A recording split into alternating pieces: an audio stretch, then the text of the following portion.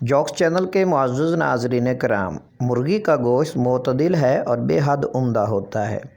نوجوان مرغی کا گوشت کھانے سے عقل اور منی میں اضافہ ہوتا ہے اور مرغی کے گوشت سے آواز بھی صاف ہوتی ہے، لیکن یہ معدے کے لیے مضر ہوتا ہے اور خصوصاً ریاضت کے عادی افراد کے لیے یہ مضر ہے۔ پس اس مضرت کا ازالہ اس طرح ممکن ہے کہ اس کو کھانے کے بعد شہد کا شربت پی لیا جائے۔ اس سے غذا میں اعتدال پیدا ہوتا ہے اور جو معتدل مزاج والوں کے لیے مفید ہے۔ نوجوان افراد کے لیے نوجوان مرغی کا گوشت موسم ربیع میں موافق ہوتا ہے۔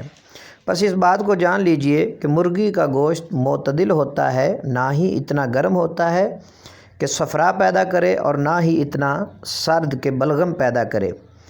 علامہ دمیری رحمۃ اللہ تعالی علیہ فرماتے ہیں کہ یہ بات میرے لیے باعث حیرت ہے کہ عوام اور اتباع اس بات پر کیسے اجماع کر لیا کہ مرغی کا گوشت کھانے سے نقرس پیدا ہوتا ہے۔ لوگوں کو مرغی کی خاصیات کا علم نہیں ہے، حالانکہ مرغی کا گوشت کھانے سے انسان کی رنگت میں نکھار پیدا ہوتا ہے۔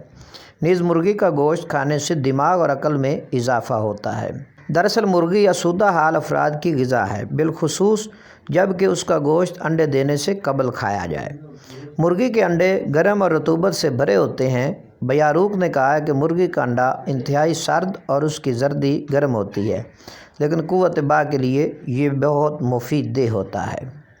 جوکس چینل کے معزز ناظرین کرام، مزید معلوماتی ویڈیوز دیکھنے اور سننے کے لیے ہمارے چینل کو لائک کریں، سبسکرائب کریں اور شیئر کرنا نہ بھولیں۔